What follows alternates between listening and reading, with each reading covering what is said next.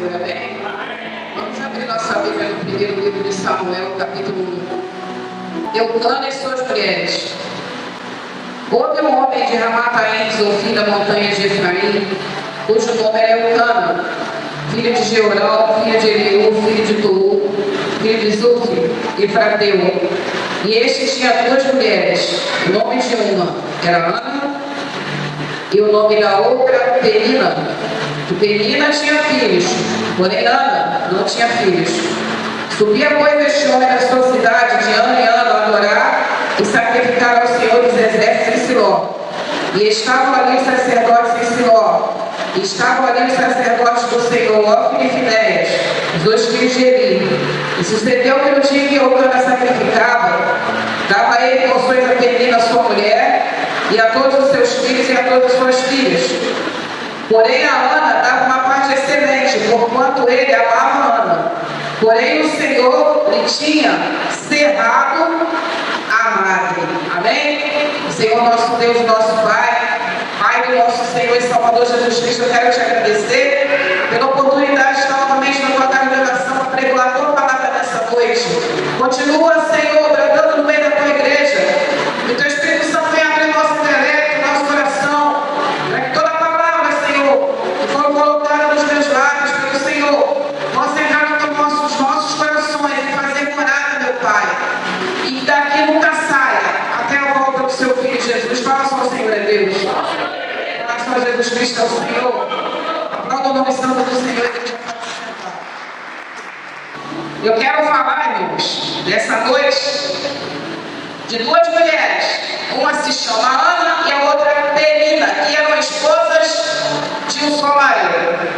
Ana foi a mãe do grande profeta Samuel, um dos maiores profetas de Israel, o profeta que ungiu o primeiro e o segundo rei de Israel, que também foi juiz daquela terra, e que foi separado, eu creio, irmãos, desde o ventre da mãe dele. Como é que começa essa história? Quando nós lemos aqui, o marido dessas mulheres se chamava Eucana. Por que Eucana tinha duas mulheres? Porque, irmãos, naquela época se podia ter mais de uma mulher, um homem que tinha como sustentá-las. Mas o casamento naquela época, irmãos, não era só um casamento por amor. O casamento também tinha um propósito social. Porque o homem, ele tinha que ter filhos,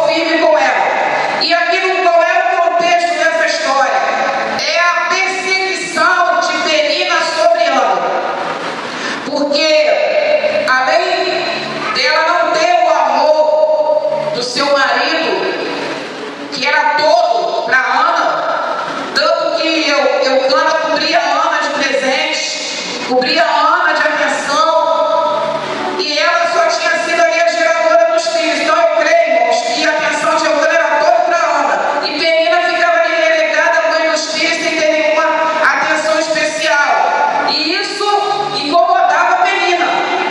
A Bíblia fala que Penina excessivamente a irritava, ou seja, toda hora Penina estava jogando ali na face de Ana, e ela era uma mulher infértil, que ela, apesar de talvez ser a primeira esposa, eu creio que era, ela não conseguia exercer o papel dela como mulher, como esposa, sujeitando Ana à humilhação. Então Penina se achava a maioral de casa.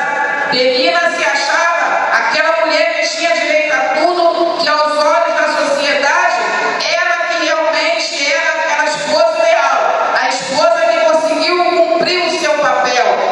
E perseguia Ana. Na verdade, Penina perseguia Ana, afrontava Ana, para ver Ana triste, chorosa. Não era nem por a questão dos filhos, era por causa do amor que ela sabia que Eucana tinha por Ana. Ana não tinha os filhos, mas tinha o amor e a atenção do seu esposo. Mas Ana se sentia, irmãos, humilhada, porque apesar de ter o amor do esposo, de ter a atenção dele, de ser tratada muito bem apesar da sua infertilidade, ela queria ter o prazer de ser mãe, porque é algo particular. A mulher ela foi gerada para ser mãe, ela foi criada para ser mãe. Então toda mulher, quando se casa, tem o desejo de gerar um filho, independente de agradar o marido, não. É algo nosso. Toda mulher tem o desejo de ser mãe e gerar um filho. Então a questão da Ana se entristecer não era tanto pela perseguição de Penina, não. Ela ficava até triste com a afronta da outra. Mas é por ela não conseguir realizar aquele desejo de gerar uma criança no seu ventre. E a Bíblia fala aqui no começo, irmãos, que o próprio Deus cerrou a madre de Ana. O próprio Deus permitiu que Ana fosse estéril. Então, irmãos, o que eu concluo com isso? Que em Deus até a esterilidade tem um propósito, porque Deus não faz nada à toa. Deus não faz nada por acaso. Então, se o próprio Senhor cerrou a madre de Ana, ele cerrou com um propósito, porque, irmãos, todo aquele que está no Senhor, que está na dependência de Deus, tudo que acontece na vida da pessoa, irmãos, tudo que acontece na vida da pessoa tem a mão do Senhor no meio da história. A partir do momento que a gente está andando nos mandamentos do Senhor, cumprindo as ordens de Deus, andando certinho com Ele, fazendo tudo como o Senhor quer, e de repente acontecem algumas coisas que saem aí daquilo que a gente gostaria que fosse, Deus ele está no controle. Como a gente fala, Deus está no controle de tudo. Deus está olhando, Deus está vendo. É por isso, irmãos, que por mais que a gente se entristeça por algumas situações que a gente venha a entrar, estando na presença do Senhor, servindo ao Senhor com fidelidade, a gente tem que se colocar diante do Senhor em oração e confiar nele. A gente tem que colocar diante do Senhor as nossas necessidades e confiar nele, porque o Senhor é o dono da nossa estrada, é o dono do nosso caminho, é o dono da nossa vida. Se nós estamos ali firmes, servindo a Deus, o olhar do Senhor também está firme sobre a nossa vida. Ele está no controle da nossa vida. Por isso que Jesus falou: no mundo tereis aflições, mas tende bom ânimo. Eu desci. É como se Jesus falasse: vocês me seguem, vocês honram o meu nome, estou na minha presença, mas vão vir tribulações sobre vocês. Mas levanta a cabeça e confie em mim, porque assim como eu venci as dificuldades, vocês também vão vencer comigo. Aleluia! Glória a Deus. Irmãos, a história prossegue. Penina afrontando Ana, Ana se entristecendo porque não conseguia realizar o seu sonho, mas o próprio Deus tinha feito aquilo. Então, irmãos, como eu falei, na presença do Senhor, até a esterilidade tem propósito. Na presença do Senhor, se vier um deserto no nosso caminho, tem propósito. Na presença do Senhor, se acontecer alguma tribulação na nossa vida, tem propósito. Na presença do Senhor, irmão,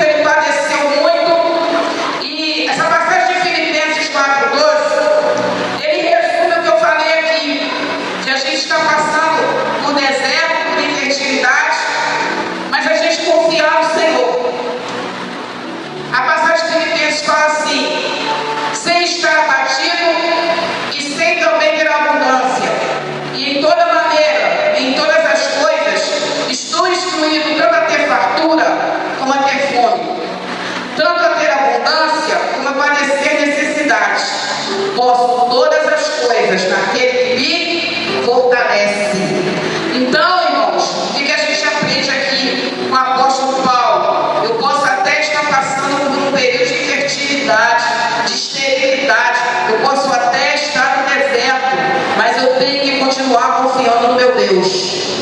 Eu tenho que continuar confiando no Senhor. E como ele fala, posso passar por tudo isso naquele que me fortalece. E era o que estava acontecendo com Ana. A Bíblia fala que todo ano Eucana subia até o templo que estava na cidade de Siló para ofertar ao Senhor. Isso era um costume dos judeus, irmãos. Todo ano o judeu ele tinha que ir até o templo fazer uma oferta anual para Deus, para ele, em nome de toda a família. E Eucana era um homem fervoroso, fiel a Deus. Todos os anos ele subia a Siló, até o templo do Senhor, para fazer a oferta dele anual, para ele e para toda a sua família. E a Bíblia fala que ia Penina, os filhos dela, e Ana também ia. Mesmo sendo afrontada, mesmo sendo perseguida, mesmo chorando, mesmo triste, Ana acompanhava seu marido. Chegava lá, ele ofertava ao Senhor no templo, e ela estava lá. A Bíblia fala que Eucana amava tanto Ana, que ele dava uma porção para Penina, uma porção para os seus filhos, e para Ana dava uma porção excelente. Para ver o tamanho do amor desse esposo por ela, pela sua esposa, que mesmo sendo infértil, e Ana estava lá, irmãos. A gente não ouve aqui falar, Ana estava oprimida, estava chateada, estava chorosa, porque não gerava, e por causa disso ela não subia para ofertar para o seu marido, ela ia. Todo ano ela estava lá, orando, clamando, levando a sua oferta ao Senhor. Por isso que eu disse, irmãos, essa é a diferença de Deus transformar a nossa situação difícil num propósito a nosso favor. É no momento de aflição, no momento de choro, no momento até de afronta, a gente continuar subindo a presença do Senhor. Ana era muito perseguida, a humilhação era muito, e foram por muitos anos, porque Penina gerou muitos filhos. Não foi um nem dois, foram vários filhos. Então eu creio que os anos foram se passando aí muito tempo de choro, muito tempo de perseguição, muito tempo de humilhação, mas todo ano quando seu marido falava, vamos subir para ofertar para Deus, ela estava lá, vamos subir para ofertar para Deus.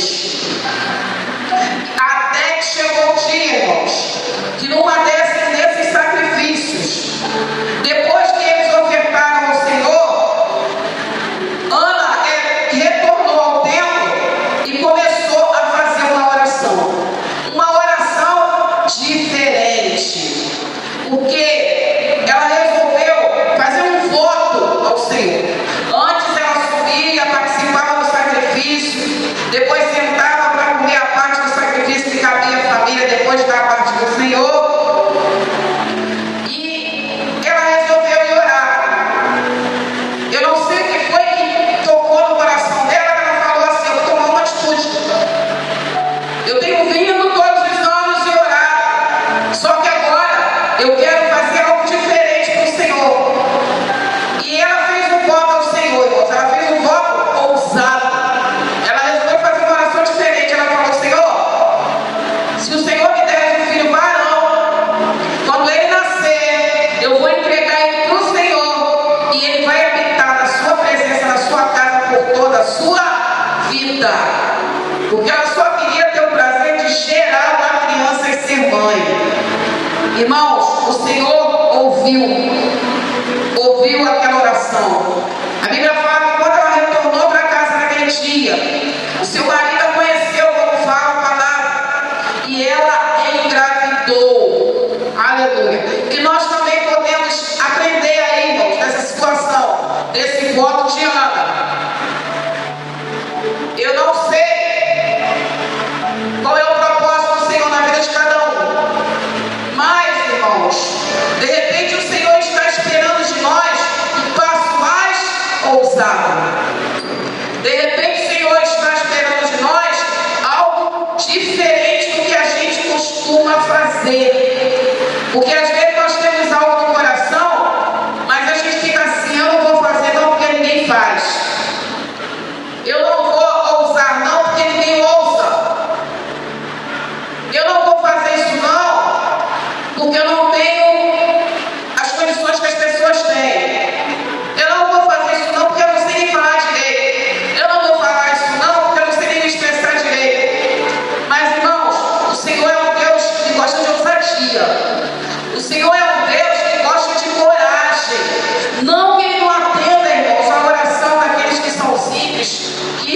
estão ali na sua vida cotidiana, mas o Senhor ama uma volta ousada. O Senhor ama um propósito de coragem. O Senhor ama todo aquele que mostra para ele que está disposto a lutar com as armas que tem e até com aquilo que ele não está vendo. O Senhor ama aquele que pega, que é capaz de pegar tudo que ele tem e falar: Senhor, é teu. O meu tempo é teu. Senhor, o meu intelecto é teu. O que eu aprendi é para ti. A minha vida é sua. A partir de hoje eu vou viver para o Senhor. A partir de hoje eu vou abrir mão de tudo. A minha vida é para o Senhor. Irmãos, o Senhor ama um passo de ousadia. E quando Ana fez aquele voto, o propósito do voto dela bateu com o propósito de Deus. Porque, irmãos, Deus, como fala a palavra, Ele usa das coisas fracas para confundir as fortes. Deus é Deus que embaralha as coisas, onde a gente acha que não vai sair nada, é a hora que sai. Como foi com Gideão, irmãos. Gideão resolveu, quando ele estava sendo atacado, estavam roubando a plantação e a comida de Israel, a colheita de Israel. Gideão falou: não vou entregar minha plantação para o inimigo. Ele foi malhar trigo no lagar. O lagar era o lugar onde se pisavam as uvas, que estavam dentro da terra. Para malhar trigo se malhava no lugar onde todo mundo via. Ele pegou o trigo dele e botou dentro do lagar e falou: eu não vou entregar para o inimigo, eu vou dar o meu jeito. E quando Deus olhou, viu aquele homem lutando, ele falou: é esse que eu vou pegar para libertar Israel. O anjo vai até ele e fala: Deus é contigo, varão valoroso. Como Daniel, irmãos, sabendo que ele não poderia orar porque havia tido um decreto que todo mundo que pedisse alguma coisa que não fosse o rei daqueles 30 dias ia ser jogado na cova dos leões. Daniel continuou. O decreto foi assinado. Ele sabia que aquilo era uma armadilha para pegar ele. Ele falou: vou continuar no meu propósito com o Senhor. Porque a nossa confiança no Senhor é capaz de mudar situações terríveis na nossa vida. E de mudar decretos também. Coisas que o martelo já estava batido, que já tinha sido determinado. Se a gente se colocar em confiança diante de Deus, clamando por Ele, confiando nele, Deus vai lá, irmãos, e muda a esterilidade e o propósito. Daniel continuou orando, continuou fazendo a parte dele, foi para a cova do leão, entrou inteiro e saiu inteiro. Então, irmãos, nós servimos a um Senhor que Ele se move pela nossa confiança, Ele se move pela nossa fé, aquela fé que a gente tem que demonstrar para o Senhor. A gente não está vendo, a esterilidade está ali, o deserto está ali, mas a gente está falando: vai florescer, vai dar fruto, Deus vai mudar a história. Todo aquele que crê, que confia em Deus, acredita que Ele existe e crê que Ele pode mudar a situação, irmãos, vai ver a coisa mudar. Deus é um Deus que se move pela nossa fé, pela nossa confiança. É simples assim. Às vezes parece que é muito simples, irmãos, mas quando a gente tem uma fé inabalável, a gente é capaz de prometer coisas para Deus que as outras pessoas pensariam 2 vezes. Ana resolveu tomar uma atitude.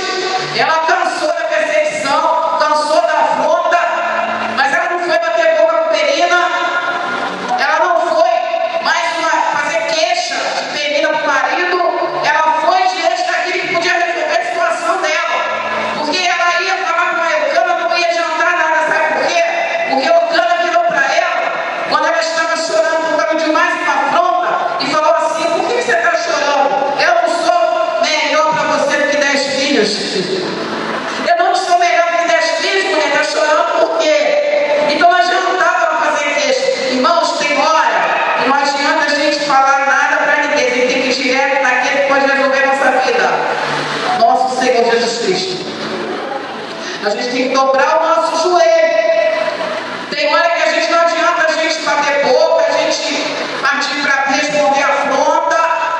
Tem hora que não adianta a gente reclamar. Tem horas que não adianta a gente falar nada, a gente sabe que não vai ter jeito, mas tem um que pode dar jeito. Às vezes, a nossa fala, a nossa indignação não vai resolver nada.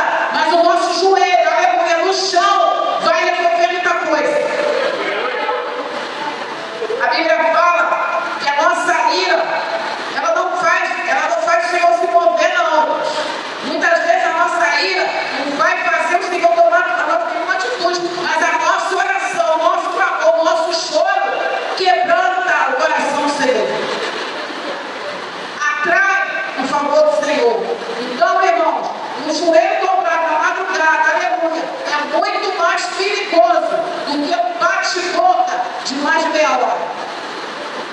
Quer ver o Senhor agir na sua vida? Começa a orar, começa a procurar por Ele em oração, para ver se as coisas não vão começar a mudar. Ah, pastor, mas quanto tempo eu tenho que orar? Até a porta abrir, até o filho aparecer, até o deserto florescer, até o fruto, até a colheita da fruto. A gente faz a nossa parte e o Senhor faz a dele. E assim ela faz o corpo do Senhor. E quando ela está muito triste, ela começa a balbuciar. E o sacerdote Eli, que era o sacerdote, a chefe do templo, olha para ela e pensa que ela está bêbada, porque ela fica balbuciando baixinho, quase não abre a boca. E fala para ela, ô mulher, até que quando você vai ficar embriagada, basta do tio que eu tenho? E ela fala, não estou bêbada, eu não bebi, eu estou atribulada do espírito. E ela fala, eu tenho falado para o Senhor as minhas tribulações, os meus problemas, as minhas necessidades. E o sacerdote fala para ela, amém, vai em paz. E o Senhor te conceda a tua petição que tu fizeste. E assim ela volta e ela é engravida, irmãos. E quando ela é engravida, ela cumpre o voto dela. Ela prometeu o quê? Que o filho dela iria habitar na casa do Senhor pelo resto da vida dele. A primeira vez que ela não sobe para sacrificar o Senhor, ela fica em casa preparando a promessa que ela vai entregar a Deus. Porque ela fala, eu vou suprir, porque eu só vou voltar o tempo quando eu desmamar o menino. Porque eu quero voltar à casa do Senhor e entregar para Ele o que eu prometi. E assim ela fica, ela não sobe ao templo. E quando ela desmama Samuel, ela prepara tudo, prepara o sacrifício e leva o menino para entregar ao Senhor. Chega lá, ela cumpre o voto dela com Deus. E por causa disso, irmãos, Deus que abre, quando Deus abre uma marca, Ele não fecha. Deus abriu a marca de Ana, cumpriu nela o propósito que Ele queria. E a partir desse momento, ela entregou Samuel para Deus, e gerou filhos e filhas.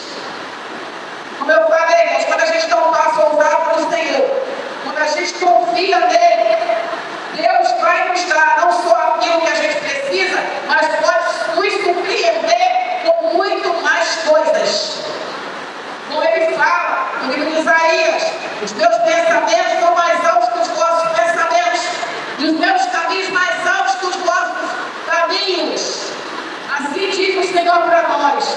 Então, irmãos, vale a pena abrir mão, às vezes, do nosso tempo, de um pedaço da nossa vida. Vale a pena, às vezes, abrir mão de uma escolha nossa para escolher servir ao Senhor. Vale a pena largar tudo isso aí fora para viver para Jesus.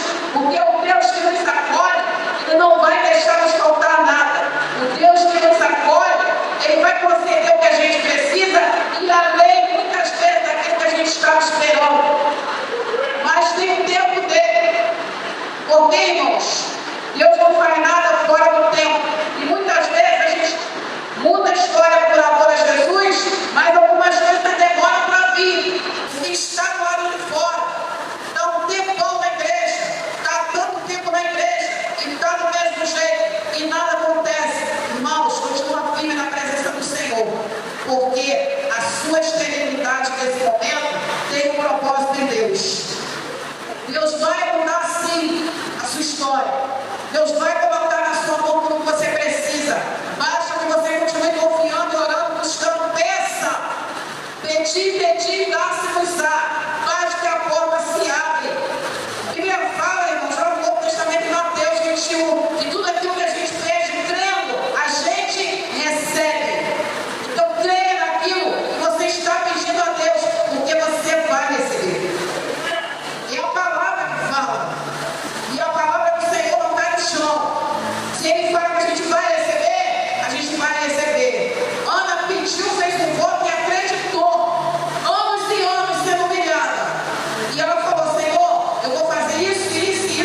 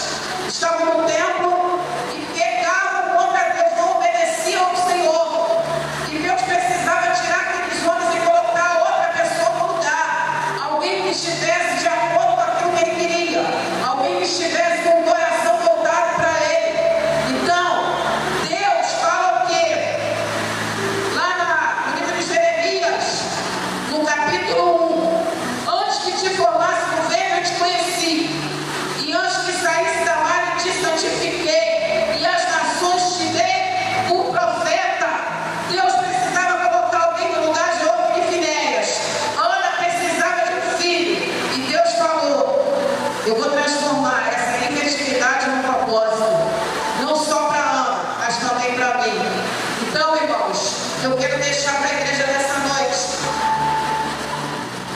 Peça ao Senhor.